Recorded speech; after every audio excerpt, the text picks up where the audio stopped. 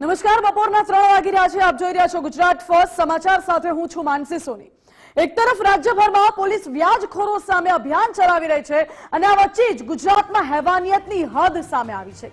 વડોદરાના માંજલપુર વિસ્તારમાં વ્યાજખોરોએ હેવાનિયતની તમામ હદ વટાવી કાઢી. એક વિધવાએ વ્યાજ અને મુદ્દલ ચૂકવ્યા છતાં પણ તેના દિવ્યાંગ પુત્રને કેદ કરી દીધો. વ્યાજખોરોએ 3 મહિનાથી દિવ્યાંગને ઘરમાં જ બંધ કરીને તાળું મારી દીધું છે. ઘરમાં દિવ્યાંગ પુત્રને બંધ કરી દેતા વિધવા બહેન બહાર ભટકવા મજબૂર બની છે. પુત્ર અંદર તડપતો રહ્યો અને રમીલાબેન બહાર ભટકતા રહ્યા. રમીલાબેન બહાર હતા, પુત્ર અંદર હતો. લોકો પાસે જમવાનું માંગી ઘરની જાળી બહારથી જ જમવાનું આપતા હતા. સામાજિક કાર્યકરને દુઃખદ ઘટના વિશે જાણ થતાં જ પોલીસને આ અંગે જાણ કરવામાં આવી. પોલીસ દ્વારા તાળા તોડીને દિવ્યાંગ પુત્રને બહાર કાઢવામાં આવ્યો. પોલીસે વ્યાજખોર માતા પુત્ર સામે ગુનો નોંધી તેની ધરપકડ કરી લીધી છે.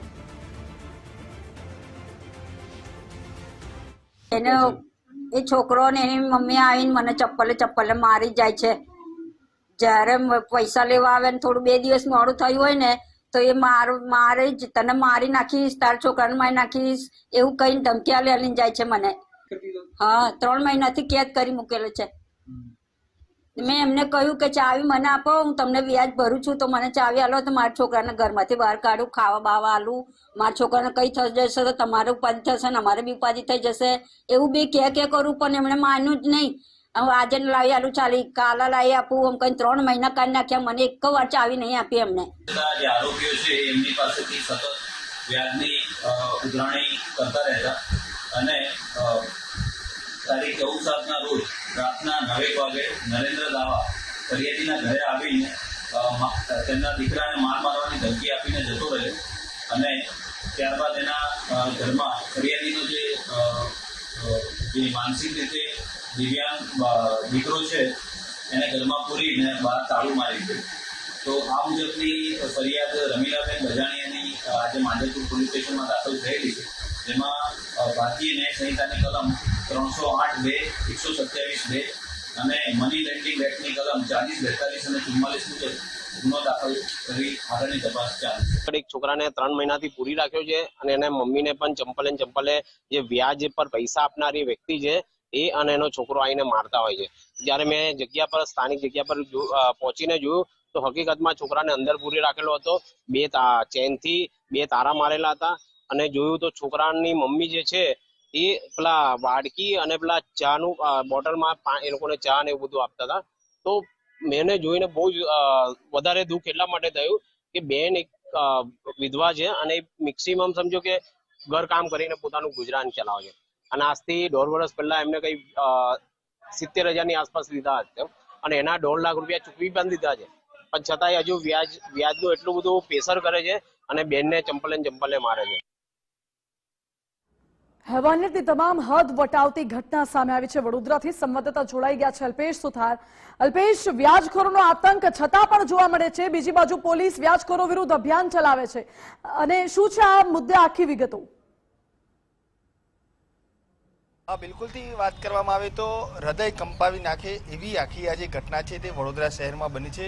વડોદરા શહેરના માંજલપુર વિસ્તારમાં આવેલ તુલસીધામ સર્કલ છે ને ત્યાં વુડામાં રહેતા એક વિધવા મહિલા છે તેમજ તેના પુત્ર છે તેની સાથે આ જે વ્યાજખોરો છે તેમના દ્વારા અત્યાચાર ગુજારવામાં આવ્યો હતો. આ જે વિધવા મહિલા છે તેમના દ્વારા આ જે વ્યાજખોરો છે તેમની પાસેથી 50,000 થી 70,000 રૂપિયા જેટલી રોકડ રકમ છે તે લેવામાં આવી હતી અને તેની સામે આ જે પરિવાર છે તેમણે 1.40 લાખ રૂપિયા એટલે કે મૂડી તેમજ જે વ્યાજ છે તે પણ ચૂકવી દીધું હતું. પરંતુ આ જે વ્યાજખોરો છે તેમને ક્યાંક ને ક્યાંક આટલી રકમથી સંતોષ ન થતો હતો અને તેમણે વધુ પૈસા છે તેમની માગણી છે તે સતત આ લોકો પાસે કરતા હતા. સતત આ પ્રકારની માગણીથી માતા છે તે પણ ક્યાંક ને ક્યાંક કંટાળ્યા હતા અને તેને લઈને વધુ પૈસાની માગણી છે તે સતત કરતા હતા. ત્યારબાદ આ જે માતા પાસે પૈસા ન હોવાથી ક્યાંક ને ક્યાંક તેઓ છે તે સતત વાયદા કરતા હતા અને વ્યાજખોરોએ આખરે કોઈ પણ રહેમ રાખ્યા વગર જે વિધવા મહિલા છે તેમનો પુત્ર છે તે ક્યાંક ને ક્યાંક માનસિક રીતે અસ્વસ્થ છે એટલે દિવ્યાંગ છે તેમ પણ કહી શકાય અને એ દિવ્યાંગ પુત્રને તેના જ ઘરમાં પૂરી અને બહારથી પોતાનું તાળું છે તે મારી દીધું હતું. 3 મહિનાથી આ જે વિધવા મહિલાનો પુત્ર છે તે અંદર હતો, તેને બહાર પણ નહોતા નીકળવા દેતા.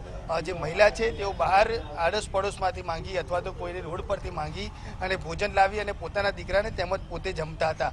આખી આ વાત છે તે સામાજિક કાર્યકરને ધ્યાને આવે છે. સામાજિક કાર્યકર દ્વારા પોલીસનું ધ્યાન પણ આ મામલે દોરવામાં આવે છે અને ત્યારબાદ પોલીસ છે તે ઘટના સ્થળે પહોંચે છે અને ત્યાંથી આ જે વ્યાજખોરના ચુંગલમાંથી આ જે માતા અને પુત્ર છે તે બંનેને છોડાવે છે.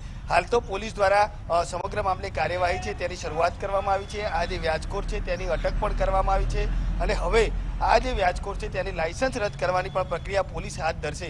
પરંતુ મહત્વની વાત અહીંયા એ છે કે ક્યાંક ને ક્યાંક આટલા બધા અભિયાન ચલાવવામાં આવે છે તેમ છતાં પણ ક્યાંક ને ક્યાંક આ જે વ્યાજખોરો છે તેમને પોલીસનો કોઈ પણ પ્રકારનો ડર ન હોય તેવું અહીંયા સ્પષ્ટ લાગી રહ્યું છે. કારણ કે 3 મહિના સુધી એક માનસિક રીતે અસ્વસ્થ જે વિધવા મહિલાનો દીકરો છે તેને તેના જ મકાનની અંદર રૂમમાં તાળું મારી અને બંધ કરી દેવામાં આવે છે. તેની માતા છે તે દરબદર ભટકતી રહે છે પરંતુ ક્યાંક ને ક્યાંક માતા છે તેને પણ પોતાના દીકરાની આશ છે તે ખોઈ બેસે છે અને આખરે સામાજિક કાર્યકર દ્વારા આખો આ જે મામલો છે તેનો ઘટસ્ફોટ કરવામાં આવે છે અને પોલીસ દ્વારા કાર્યવાહી કરવામાં આવે છે. અનેકવાર આવા કિસ્સા છે તે સામે આવી ચૂક્યા છે. વ્યાજખોરોના આતંક પણ સામે આવી ચૂક્યા છે. પરંતુ આ પ્રકારનો અમાનુષી અત્યાચાર ગુજારતો હોય તેવો આ જે કિસ્સો છે તે સૌ પ્રથમ વખત સામે આવ્યો છે કે જ્યાં મહિલા કરગરી રહી છે કે હું તમારા પૈસા આપી દઈશ તેમ છતાં પણ આ જે વ્યાજખોર છે તે માનતા નથી અને આ જે દીકરો છે તેને તેમના ઘરમાં 3 મહિના સુધી પૂરી રાખે છે. જી અલ્પેશ, બિલકુલ આભાર આપનો. એટલે મહિલાએ લગભગ 70,000 જેટલા રૂપિયા વ્યાજે લીધા હતા અને તેની સામે 1.5 લાખ જેટલા રૂપિયા ભરી પણ દીધા છે. છતાં પણ વ્યાજખોરોનો ત્રાસ એટલો હતો કે મહિલાને ચપ્પલે મારતા હતા. એ મહિલા વિધવા છે અને ઘરકામ કરીને પોતાનું ગુજરાન ચલાવે છે. સાથે જ મહિલાને તેમના જ ઘરની બહાર કાઢી દીધા હતા. મહિલા પોતાના જ ઘરની બહાર ભટકવા મજબૂર બન્યા હતા અને બીજી બાજુ મહિલાનો જે દિવ્યાંગ પુત્ર છે એ દિવ્યાંગ પુત્રને પણ વ્યાજખોરોએ ઘરની અંદર કેદ કરી દીધો હતો. અમારી સાથે સામાજિક કાર્યકર રવિરાજસિંહ જોડાઈ ગયા છે. રવિરાજસિંહ, આપનું સ્વાગત છે ગુજરાત ફર્સ્ટમાં. રવિરાજસિંહ, એક તરફ પોલીસ ગુજરાતભરમાં વ્યાજખોરો વિરુદ્ધ ડ્રાઈવ ચલાવી રહી છે અને વડોદરાની જે ઘટના છે તેના ઉપરથી જણાઈ આવે છે કે પોલીસની ડ્રાઈવનું કેવું પરિણામ આવ્યું છે? જી બિલકુલ, ખાસ કરીને વધારે કહીશ કે હમણાં મને જે વ્યાજખોરો છે એમનો ત્રાસ ખાઈ રહ્યા છે એ લોકોના કેટલા બધાના ફોન આવ્યા. અત્યારે મને કપુરાઈ ગામમાં મેં ઉભો છું એક ઝુંપડપટ્ટીમાં.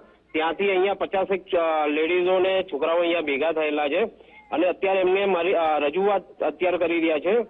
જો કદાચ મેં તમને વાત કરાવી શકું, તમે કહેતા હોય તો વાત કરો. અહીંયા સ્થાનિકની જે પરિસ્થિતિ છે, કેવી રીતના આ લોકો જીવન જીવે છે અને ઘરમાંથી જે અહીંયા મૂંગા નાના છોકરા છોકરીઓ છે એ લોકોને બી ચંપલે અને એનાથી મારે છે. પ્લસ વધુ કહું, અહીંના લેડીઝોથી લઈને બધાને ઘરેથી ઉચકી જાય છે. ઉચકી જઈને નાના છોકરાઓ અને લોકોને જમવાનું બી નહીં આપતા. એટલો બધો ત્રાસ. અને બીજું મને એવી માહિતી મળી કે આ લોકો સરકારી કર્મચારી છે જે વ્યાજનું કરે છે. એ 5 જણા છે અને 5 જણા સરકારી અધિકારીઓ આના પર. અને બીજું સરકારી અધિકારી છે તો એ લોકોને લાયસન્સ કેવી રીતના મળે વ્યાજનું? અને વ્યાજનું લાયસન્સ મળે તો મળે, પણ એ લોકો આટલું ખરાબ ત્રાસ. અને એના પર ખાસ બીજું કહીશ કે નેતાઓ, જે મોટા નેતાઓ છે એ બી મને જાણકારી મળી કે નેતાઓનું બી આમાં મોટો સપોર્ટ છે, મોટો હાથ છે. અને નેતાઓ જ્યારે બી આ બેનને 20 ફરિયાદ થઈ છે, આ એક વિષય ગંભીર છે. 20 ફરિયાદ છતાં બી આ બેનને તૈયારીમાં છોડવામાં આવતું હોય તો આનાથી વધારે આપણા વડોદરા સંસ્કારી નગરી માટે આ એક કલંક કહેવાય. તો આવા કેટલાય લોકો હશે. અત્યારે તમે અહીંયા આ લોકોના મકાનો જોવે તો તાટપત્રી, પછી પેલા કપડા બપડા આ રીતે બાંધીને રહે છે. એ લોકો જોડે આટલો બધો ત્રાસ ગુજારી રહ્યા છે. અને મેડમ, રવિરાજસિંહ, આપણે કહ્યું કે ઘણા બધા લોકો સાથે આ પ્રકારનું વર્તન થાય છે અને પાછળ કોઈ મોટો હાથ હોવાની પણ આપને આશંકા છે. તો શું આ બાબતે આપે પોલીસને જાણ કરી? હા, પોલીસને જાણ કરી, પણ મેં કહું છું કે જયારે પોલીસ એમનું કામ પરફેક્ટલી કરી રહી છે, પણ જયારે કોઈ નેતાનો ફોન જાય કે ત્યાં આગળ પોલીસ સ્ટેશનમાં તો પોલીસ બી લાચાર થઈ જાય છે એ બારામાં. એટલે આ બહુ ગંભીર વિષય છે, કેમ કે પોલીસને બી એમનું કામ પરફેક્ટલી કરવા નથી દેતા. એટલે જો આ તપાસ, જો કદાચ આ મોટી તપાસ થાય તો બહાર આવશે કે નેતા છે અને સરકારી અધિકારીઓ છે. અત્યારે મેડમ તમે કહેતા હોય તો અહીંયા સ્થાનિક લોકો મારી જોડે છે, જે એમને મને અહીંયા બોલાયો છે. કપુરાઈ રાઠોડવાસ છે ત્યાં આગળ, બજાની આવાસ. તો એ લોકો બી મારી સાથે છે. તો તમે જો કહેતા હોય તો એમની સાથે વાત કરાવી શકું તમારી? બિલકુલ, અમે તમને કનેક્ટ કરશું એમની સાથેથી, કારણ કે અત્યારે તો આપ ફોન લાઈન પર અમારી સાથે કનેક્ટેડ છો, પરંતુ ફરી એકવાર આપની સાથે અમે કનેક્ટ કરશું એ બાબતને લઈને, કારણ કે સૌથી મોટો આ મુદ્દો છે. અને ખાસ કરીને જ્યારે આપ કહી રહ્યા છો કે પોલીસ અધિકારીઓ કોઈ એક્શન નથી લઈ શકતા, કારણ કે પાછળ રાજકીય નેતાઓનો હાથ હોઈ શકે છે અથવા તો કેટલાક સરકારી અધિકારીઓનો હાથ હોઈ શકે છે. રવિરાજસિંહ, આભાર આપનો હાલ અમારી સાથે જોડાવા માટે. એટલે સૌથી મહત્વની બાબત એ છે કે પોલીસ શા માટે કાર્યવાહી નથી કરતી, કે પછી એવા કયા સરકારી અધિકારીઓ છે જે આ પ્રકારના ધંધા સાથે જોડાયેલા છે? જી